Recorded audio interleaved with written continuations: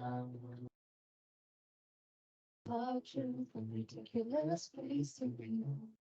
We know, we know.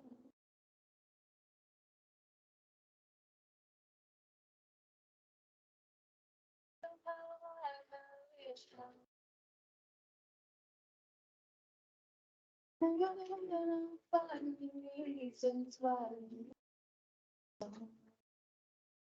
Tell you how I wish I still hard. And I cannot find reasons why you give me so much. Not fully know that I wanna go.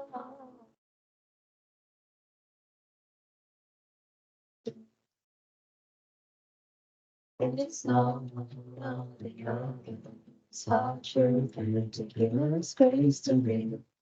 Fully know that I fully know. In the fire, the way she was fine. Nobody knows. In the fire.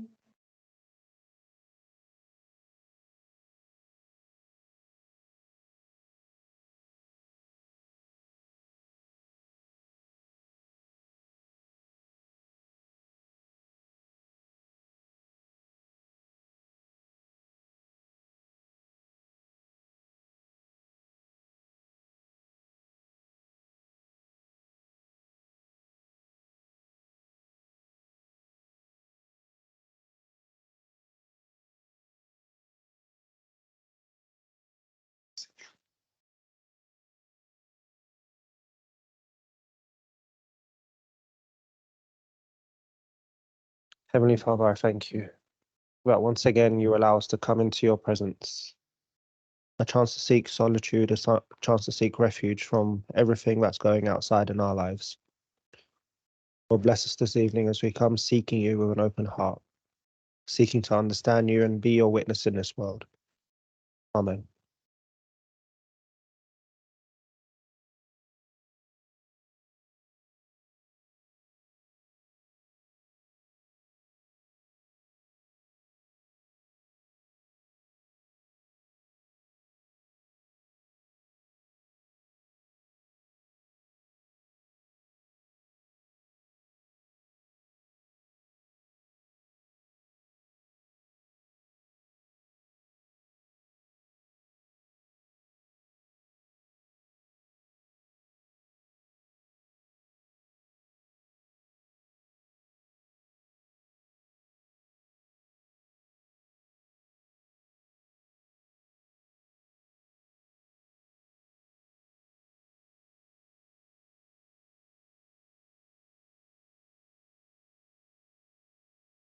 It's a grace when the heart is on the fire. Another way to close it. When I look at the space between where I used to be and this reckoning, I know I will never be alone. There was another river fire standing next to me. There was another in the water holding back the seas. Should I ever need remind how I've been set free? There is a cross that bears that burns. Another died for me. There's another in the fire. There's another in the fire.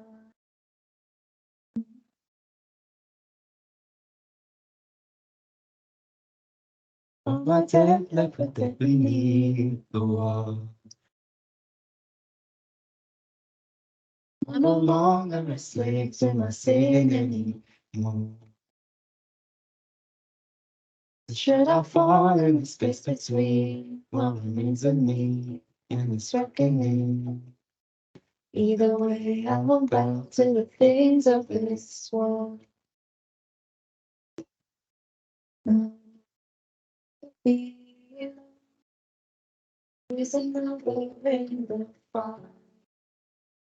Next to me, there is another in holding back the sea. Should I ever need reminding? Power set me free. There is a grave that holds no bound. Power lives in me. There is another in the fire. There's another in the fire.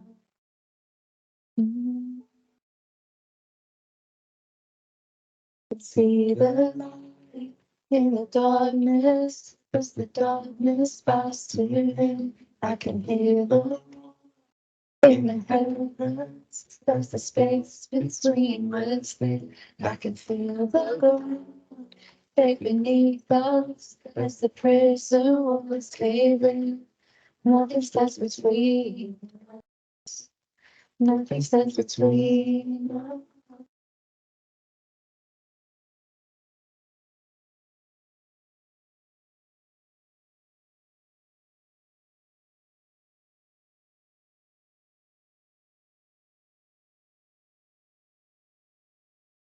There is no other name but the name that is Jesus. He who was and still is and will be through it. To become one day in the space between all the things unseen and this reckoning. I know I'll never be alone. I know I'll never be alone. We are another in the fire, standing next to me. Be another in the wall, holding back the sea. Should I ever need reminding, how good you've been to me? How come the joy come every battle? 'Cause I know that's where you'll be. How come the joy come every battle? 'Cause I know that's where you'll be.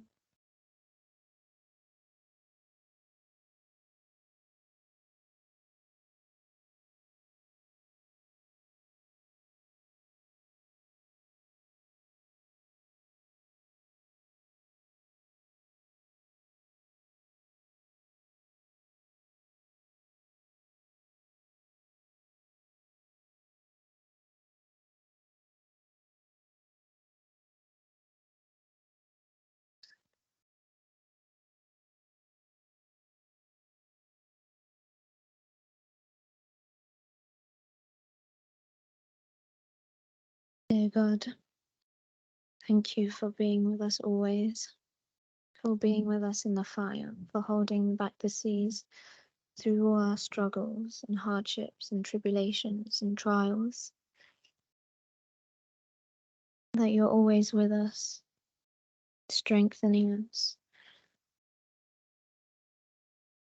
I pray that you share that presence and that strength and wisdom with all those who need it, all those who are struggling. The world is crying out for your love and for your help, God. I pray that you are with our speaker today, that you speak through her today, through the intercessions of all your saints, through our beloved Virgin Mary. We pray thankfully. Our Father who art in heaven, hallowed be thy name. Thy kingdom come, thy will be done on earth. This is the day of daily bread. Forgive us our trespasses, as we forgive those who trespass against us.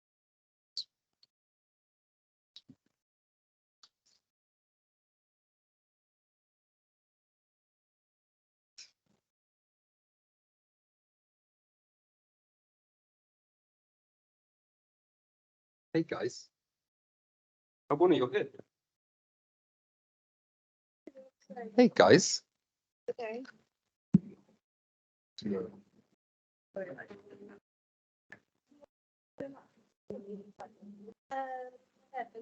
mean, where could it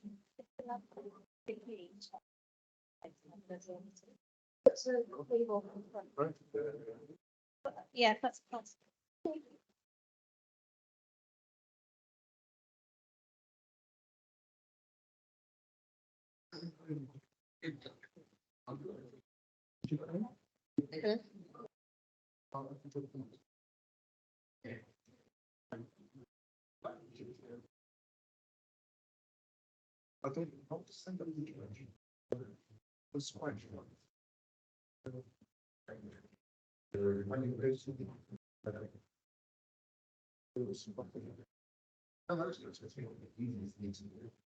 Put it up on the tablet.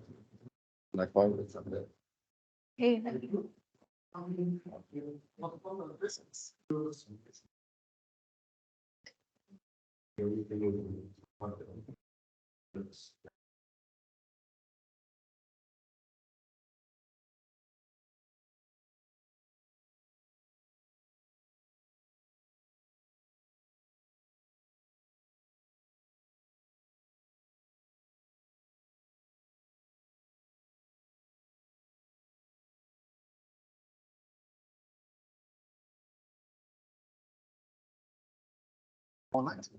Like putting people to sleep.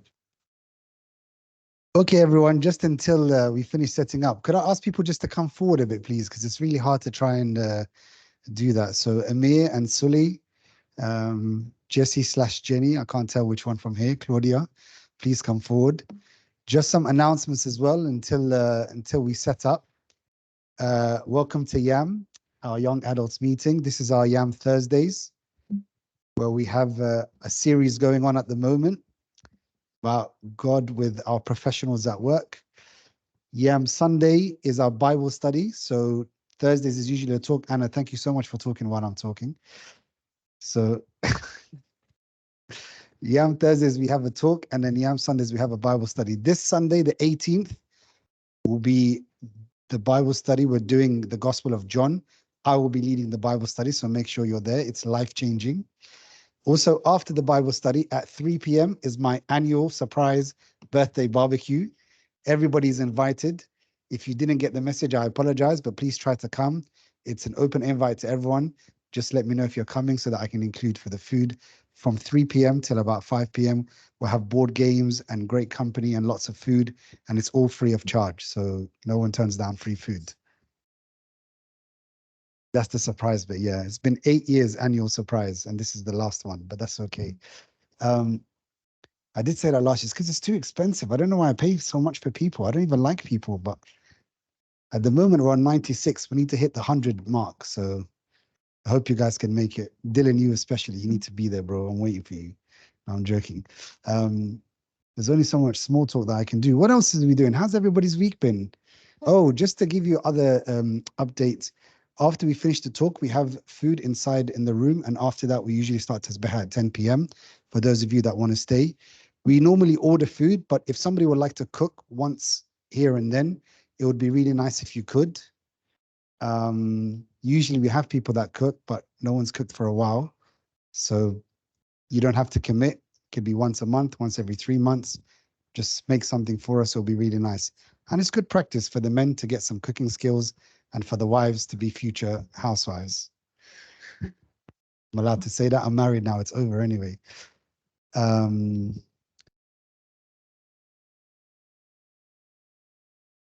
remembers with this current series?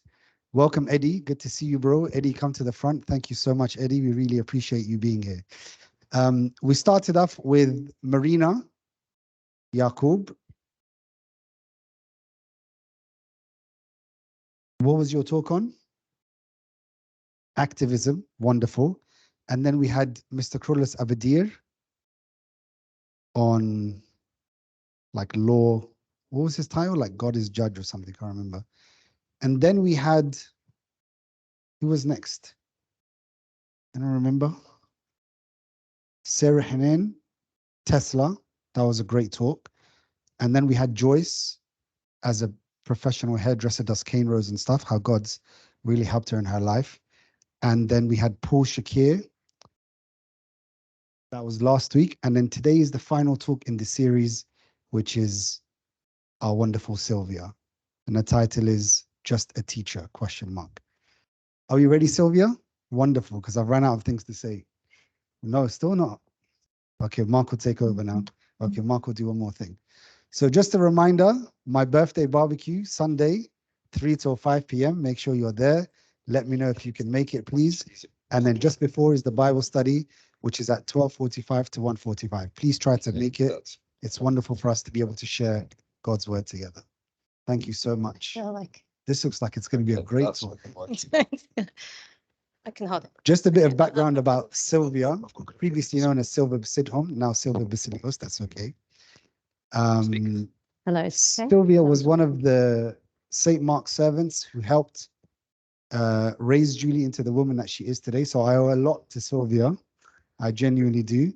When I first got with Julie, not many people were for it. I don't know why people would think that. But Sylvia was one of the very few people who supported it. So I appreciate her. And she helped make Julie who she is today. But enough of that. Over to Sylvia. Thank you. Right. Can people come a bit nearer? Then no applause, because it feels like it's like a lesson. Thank you, Eddie. And I apologize because I don't know everyone. So just like at any time, please interrupt me, ask me questions. I really don't like having a microphone either. Can I remove the microphone? Oh, okay. All right. It's okay. My voice can be quite loud. Just so I understand, like how many people are working, how many people are studying, or how many, and so like how many people are working? Is everyone working then? Studying? And neither. Okay, so studying, okay, great. And kind of varied what's like, what kind of jobs or studying, what are people studying, just so I have an idea.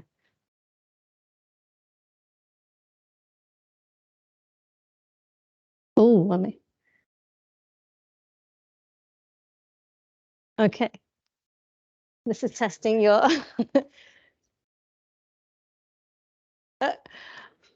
Okay. I know, where's Maurice? I've lost Maurice. So I know we have one teacher. Do we have any other teachers? Does anyone actually want to be a teacher? Oh, who's TA, Claudia? Oh, how are you finding it? It's okay. All right. So you and Maurice can maybe help me with my talk. Oh. Okay. So I've been teaching, I think it's about 17 or so years now. And those are those are the 3 schools that I worked at. Now, Maurice can probably back me up that there's no amount of training which actually prepares you for the real life of being a teacher. And sorry, so I work in a secondary school. I teach French and a little bit of Spanish. But basically that picture describes like what it can be day to day. So for example, some of the things I've had to deal with, and when as I was preparing this, I was trying to remember stories because there's so many stories, but I couldn't remember. So for example, when you have a student putting his hand up, go, miss, please can I go outside? I've got a wedgie. Okay, so, you know, these are things, and I'm meant to be teaching a French lesson. Or, sorry, boys, when the boy farts, it just causes chaos in the classroom. And open the windows and they're laughing and you're trying to get their control and trying to get them back to, like, okay, I'm trying to teach you how to, I don't know, conjugate a verb or something. Or other examples, I don't know if it's same in primary, Maurice. If it's a windy day, for some reason, students go crazy and the behavior is crazy. Or if it's wet break. So teaching's like, I wish it was just like being able to teach a subject, but there's so much more kind of involved in it. So, oh, the notes are here. All right.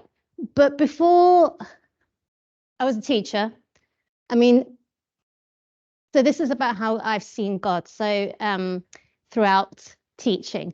Now, first of all, I saw God in the way that he brought me to teaching. So now over to you. Some pictures. Can anyone figure out what my route was into teaching from those pictures?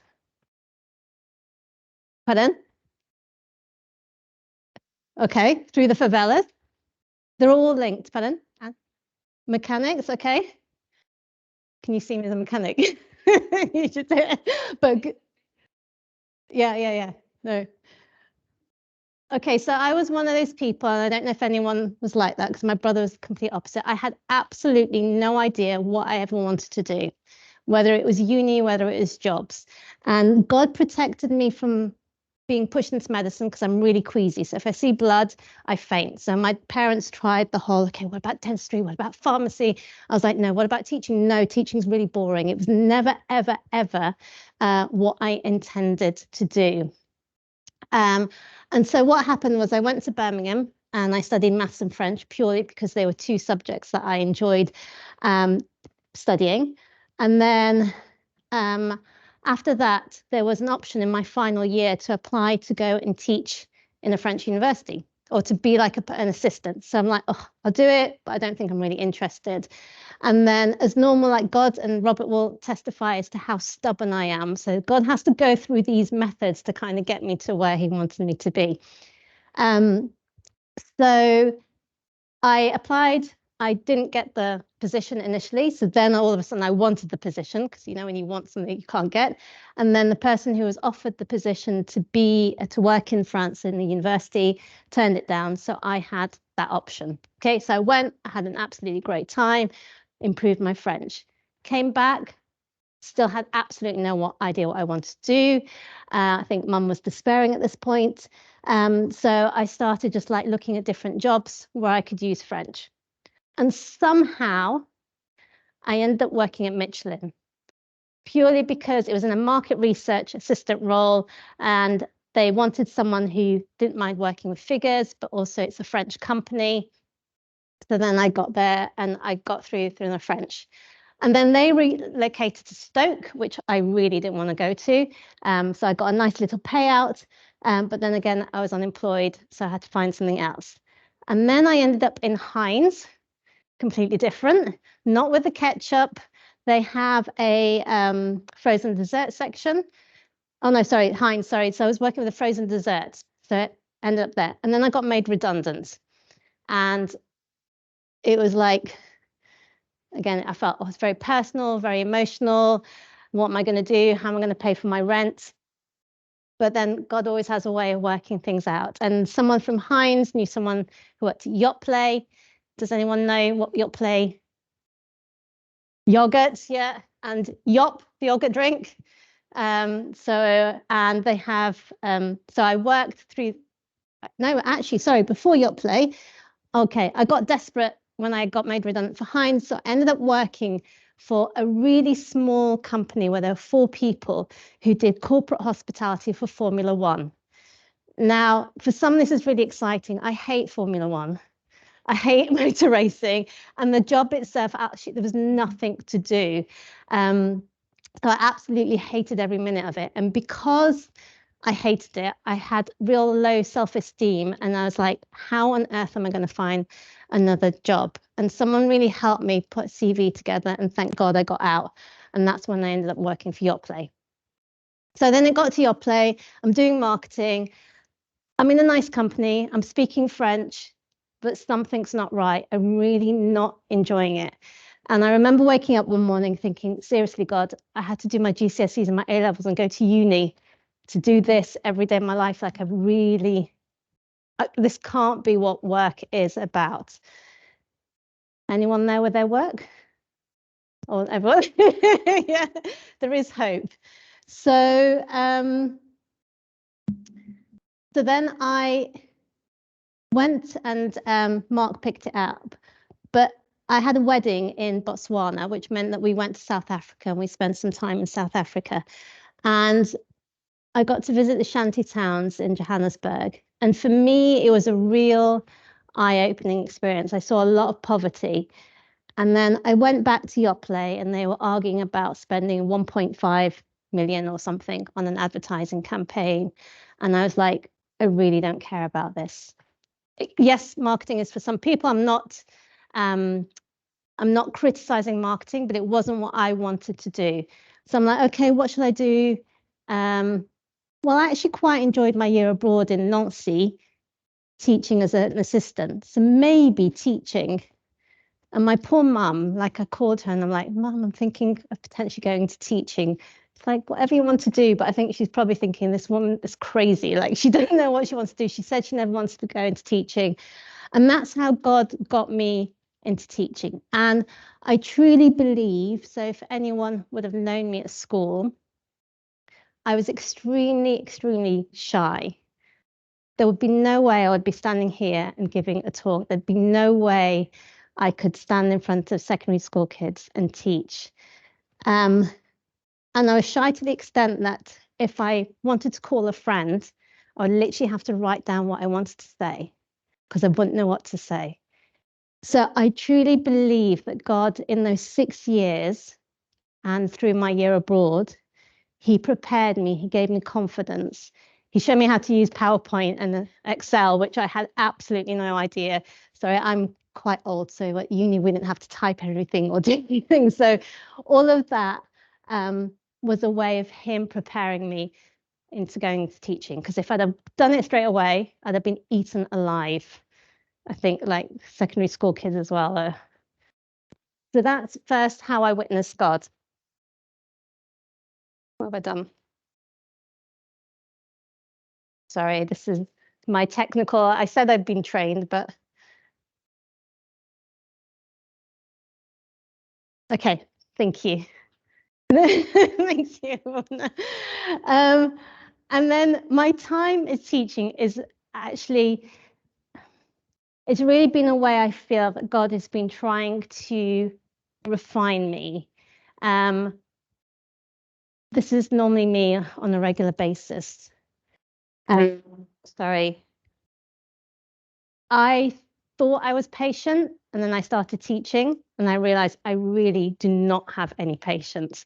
And I think it's very easy to think I've got certain attributes, but until you're put into that situation, there have been so many times when I've lost it with my classes, when I'm tired, when they're just not doing what I'm asking them to do. Or when you start in a new school, they really test you out. And again, it's try and have that patience. But even little things, like I had no idea that I'd have to repeat instructions about 15 times for them to know, even like, can you copy the date and title down? And they'd be just sitting there. And like, can you copy the date and title down? Can you copy the date and title down? And it's like, God, give me like strength and patience. I have just no idea. And then there's classes where, like my school where I currently am now, I started the school and I had this year 9 class, and my seating plan was a disaster because I put a group of girls together who are really good friends, and all they did, and they'd had lots of bad French teachers before, so all they did was just try and antagonize me. And it's really hard to just go to try and be patient. So God, and this is an ongoing journey. Everything you're going to hear today is an ongoing journey. I still lack a lot of patience. And every year there's other students who I lose it with. So this is one thing that God is trying to do to help me. Who's got the, thank you. My words. Again, there's a lot, and particularly when I'm tired, particularly when I'm being impatient, I can say a lot of things I really regret. And at the end of the day, these are, I mean, it doesn't matter if it's children or adults, but sometimes I just say stuff and I'm like, oh my goodness, how did that come out of my mouth? That's just such a hurtful thing to say. It could be such a damaging thing to say. And I pray both for patience and my words. And since I started teaching it, the verse about help me be swift to listen, slow to speak, slow to wrath. And I have to keep praying it, and I forget to pray it, but I need this on a constant basis, and to pray, God, can you please help me only speak words that edify? Because I know when I was growing up, there's things that were said that hurt me. And I know that when I went to uni and I met a friend who, instead of like picking on me, she gave me confidence through her words, that words have a big impact. And again, the number of pupils that I'm dealing with on a day-to-day basis, it's so easy to just say something. And particularly when a student have got their struggles, that could be really damaging. So my words, and God he keeps showing me this. And these are the things like poor Abuna Tomas, who's my father of confession. Most of what I confess has got to do with how I am at work. So that's another, sorry.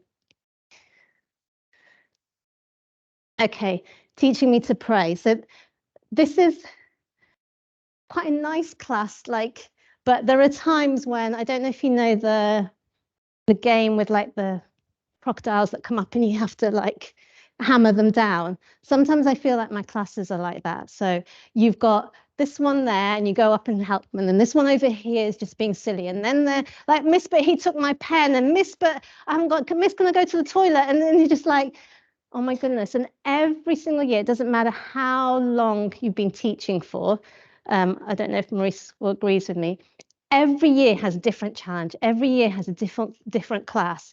COVID caused chaos. Every year has a different type of challenge. And there's times when I'm just like, I have absolutely no idea how to deal with this class. I need wisdom. And I need to actually be praying for these kids. And I forget to do it a lot. So again, Abuna Tomas says to me, this is an opportunity. This is God sometimes pushing you to pray. Like, I don't know what is the best thing to do, but if you ask him for wisdom and pray before you teach that particular class. I have a year 10 class at the moment where, I don't know, sometimes the girls are more difficult than the boys, and the looks I get and the sulking and it's just like, God, I don't know how to, I'm meant to get you through your GCSE. I don't know how to do this. Can you help me? And I don't want to make it just about getting a GCSE grade. I want to be there to kind of support her. And so teaching me to pray. Yes. I don't mind if you want to stop me, because I don't like just talking. So please, any questions?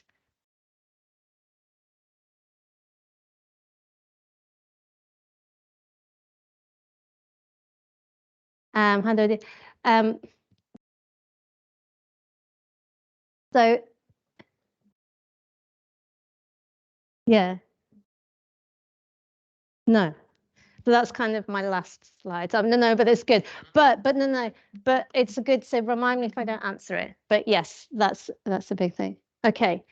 Anyone stressed with work or been ever stressed with work? Yes. Okay.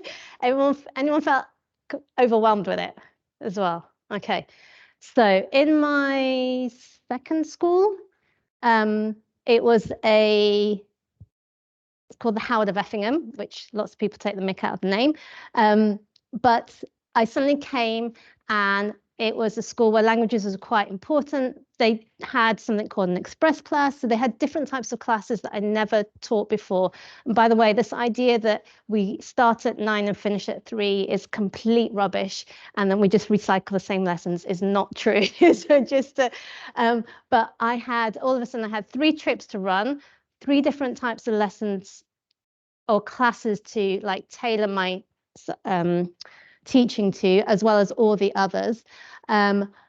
And I just started, and then I was trying to organize a trip. I went to the finance department for help, and they were like, here's the booklet, read the booklet. I'm like, when am I gonna sit and read? Can you not just help me? So when certain colleagues weren't very helpful, and I just was completely overwhelmed. And I'm quite an organized, God helped me to be an organized person, but I was just like, there's no amount of time or nothing else I can do that's going to get me, it's going to help me. I just feel so overwhelmed to the extent that I was just crying. I just, like when I was home and I sat with a board and I just couldn't stop. I just felt so completely completely stressed. Uni never stressed me out. A levels never stressed me out. This particular situation did, and I just couldn't see any way out. And God encouraged me to go to a conference in Scotland. I can't remember the title, but I remember we were looking at the book of Exodus. And how many years ago is this? To this day, this verse is very powerful for me.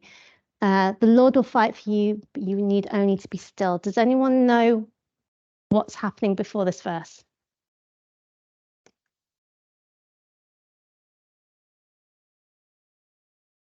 Yes. What situation? Yeah, so he's leading them. What happens? The plagues after the plagues. So, yeah, but there's still. Oh, no, you know the answer. No, sorry. They've got to the Red Sea. Okay, so I felt very much like that. There's all the Egyptians coming after, and then there's like Red Sea. There's absolutely no way out. I just couldn't see a way out, and I could just imagine they're overwhelmed. What are we going to do? And then this verse: "The Lord will fight for you. You need only to be still." And I can't tell you how much peace that gave me. That I just be still. He's going to take care of everything. And actually, the way he takes care of it for the Israelites is hilarious. Like he takes off the wheels off the chariots, and the sea opens. But it's beyond human imagination. His solution, and somehow God. I can't remember if it was straight after, but I went back to school, and then someone spoke to me and they said, "Okay, we're going to take this off you, and we're going to do this, and we're going to."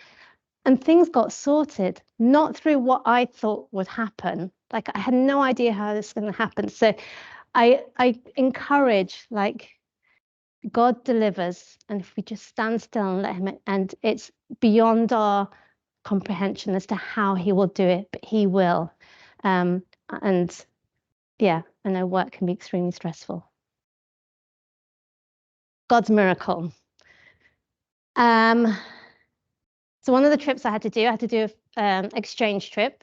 It was just before Christmas. I took a group, I think, of about 20 students, myself and another colleague, to the south of France.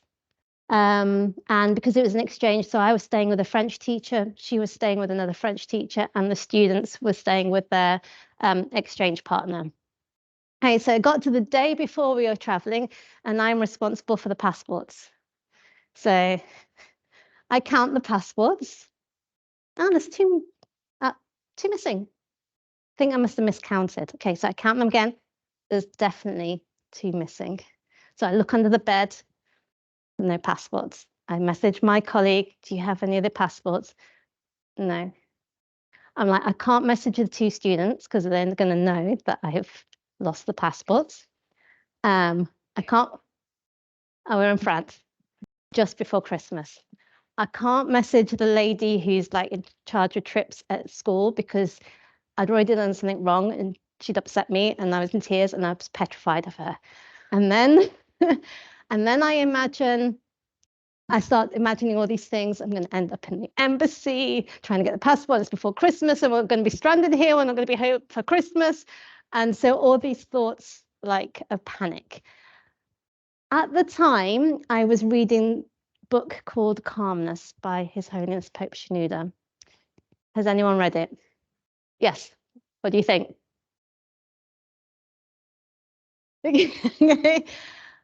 Okay, so now it's again a bit like the patience example. Really nice to read, but to apply in this situation.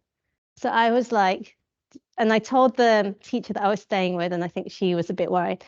But I was reading this and I was like, all right, God, you told me through this book that I need to be calm in any and every situation. So what I'm going to do, I'm going to sleep, and you're going to help me to sleep. I'm not going to worry.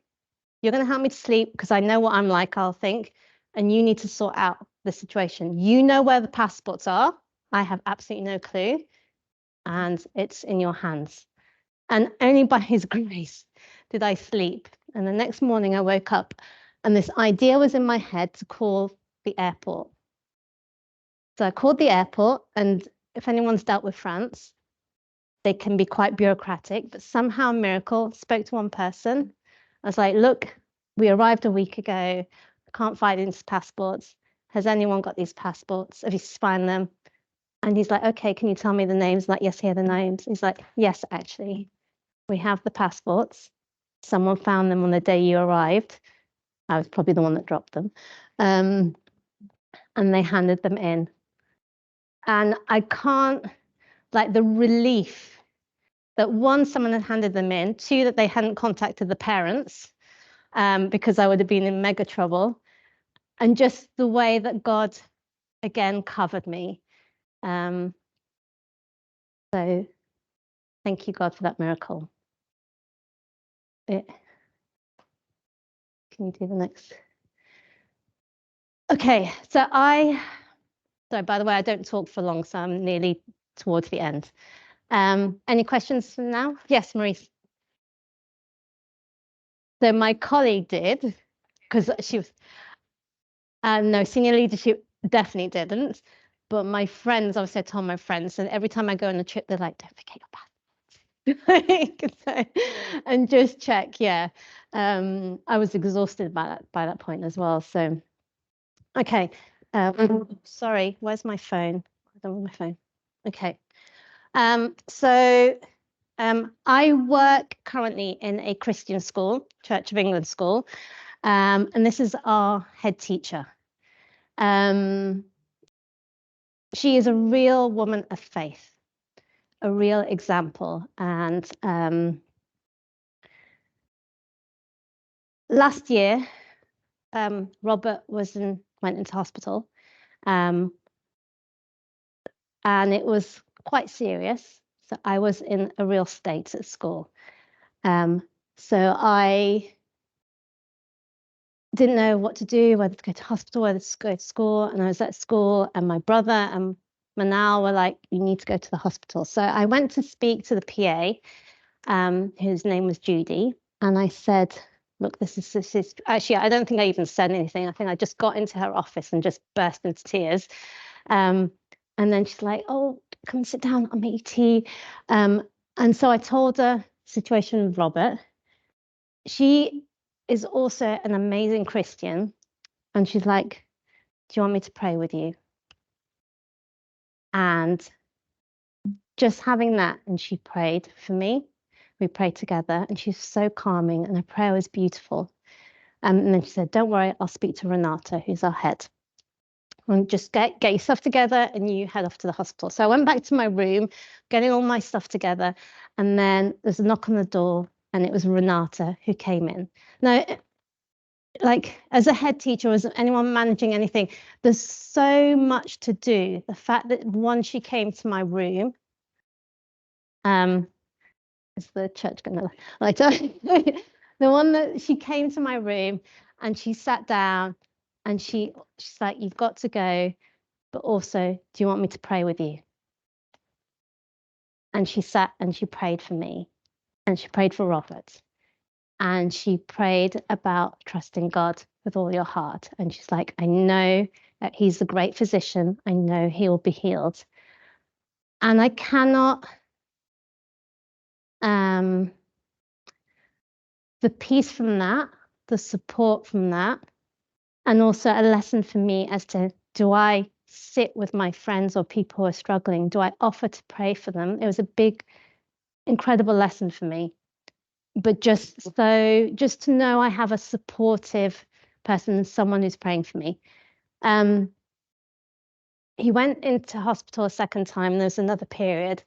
And again, she was incredibly supportive, and she never pushed me to come back. She'd call me, she'd check up on me. She's like, when you're ready, come back.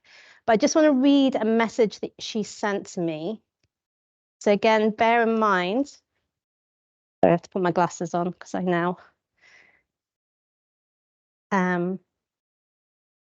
This is a head teacher. So she messages me on a Saturday. Hi, Sylvia. I hope you don't mind me contacting you at the weekend. I just wanted to know how your husband Robert is. I've been praying for him. I live relatively close to Hammersmith Hospital. So if you need any support or someone to talk to, just give me a call. Take care.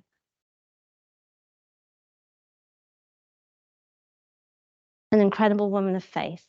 And I mean, what more? The message says it all.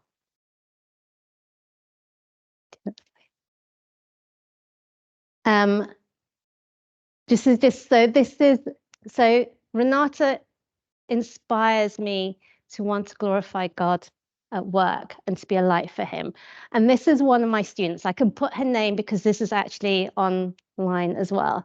So this is she was, yes, this, sorry. Yes. Yes. Yeah.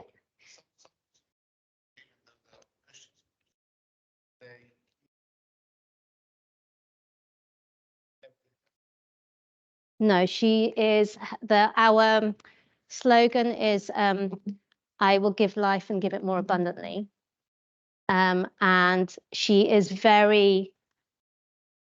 we have a chaplain that everything is about. So it's openly. It doesn't mean that everyone, there's actually lots of people work there who don't believe and who are very cynical, but she is very Christian and very vocal about her faith. And obviously we've got the chaplain and others. So the other people who are a bit cynical. yes. I assume in front of her they wouldn't be, but probably behind her, a bit of gossiping and things like that. How do you react to that? How do I react? Yes. I mean, I listen. Either I walk away or I might. So I'll give you an example. They were quite critical of another member of staff who actually had helped me out in another way as well. So I wanted to portray her positive side because everyone was very negative about her. When they talk and they gossip, I mean, I have to be honest, I don't say anything. I either walk away or don't say anything. Do they know about you that you're a practicing woman of faith? Good question. I think because we have assemblies and once or twice I've been asked to say something in the assembly, which is like a recording. So I think they do. But that's not as to how I am. I mean, everything that is here is about, and I think thank you for asking me to do this talk because it really helps me reflect on how much do I actually glorify God at work and my light for him. And that's, something I need to work on. So this student actually, who is more like what I would like to be like. So we had, there's a French pop video competition run by the French Institute. And she entered this competition. And if you look her up, you'll see her song. And her whole song, the reason she did it was she wanted to glorify God. Could anyone speak French? Translate the title. Yes, yeah, I will sing of joy. And so her song is, you can come to my class. Okay. And her song was to glorify God. We have like head boy and head girl, and she applied to be it. And in our school, the way if you are shortlisted, you have to stand in front of your sixth form peers and talk about why you want to do it. And she spoke about God, and she was just such an incredible student to teach, and her love for God was infectious, and someone who I would love to learn from. So God sends me different Christian students as well. I have, do you know the verse cards that Nina and Mark? Yeah, so I have one on my desk. And then one of my students like, oh, miss, we've got those cards. And like, how do you get those cards? And my dad's a missionary. And so it was nice to be able to have that conversation. Abuna, can we stop the recording? Sorry.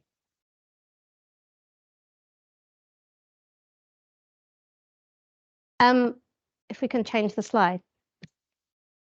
Yeah, it's not, so if you've got internet. Yeah, we can do it. Yeah, it's fine. But I think the biggest thing that God has been trying to teach me through teaching is to try and have a heart of compassion, not to be judgmental. So I have to say, I went in very, very naive. I had a sheltered upbringing.